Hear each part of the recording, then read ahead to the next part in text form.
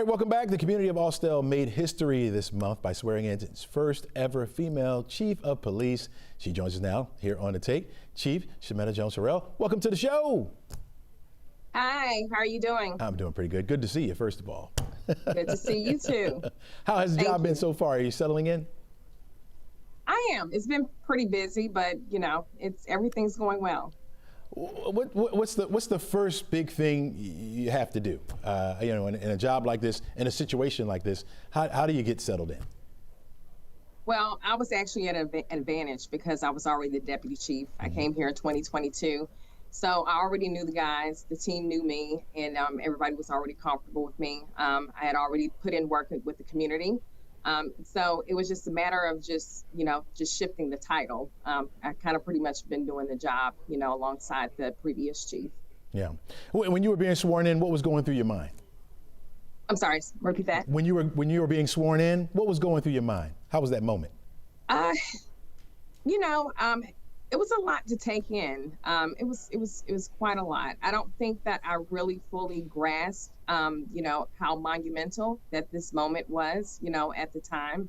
But I really just enjoyed the entire program and everybody that was there to support me.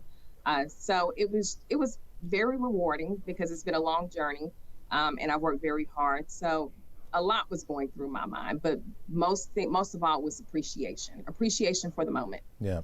Has anything come as a surprise as of yet? No, not as of yet. I didn't think that it was going to, be blasted as much as it has been. Mm-hmm. So that was kind of surprise. I was just just doing things as usual and just trying to get the job done. And but no, everything has been as I expected. That's what people that are called to do certain things do, right? Now, you've broken some historic barriers, becoming the first female police chief in Cobb County. So it is a big deal, right? So yes. How does that milestone shape how you lead a department, or does it? It doesn't. At the end of the day, I operate according to, merit and just hard work. And I'm just going to continue to do what I've been doing. As long as I get the respect for most of all my team and the community, and I'm going to give the same respect. So not much is going to change. Has anybody given you any advice heading into this role? Oh, sure. I have a couple of female mentors that have given me a lot of advice. And it's been important that I have female mentors in leadership that have been chiefs or their current chiefs, because, of course, the role for us is different. So, yes, I have received a lot of advice that I've been appreciative of. So when you talk about those differences, talk to us about that a little bit, what you can say anyway. Well, law enforcement is a male-dominant, profession, as we all know. Yeah.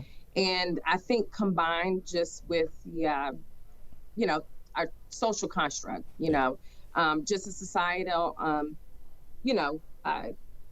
conditioning. I think that because of the lack of representation as well, it makes it a little bit more difficult for us. We all know that we're more comfortable in environments where we can see people that, that look like us, that are like-minded. And especially when you start talking about stepping into, the work-life balance, families. What I've seen mostly is when women start having families, that's when it becomes difficult for the job. Gotcha. Due to the schedules, right? And just not having that diversity within law enforcement.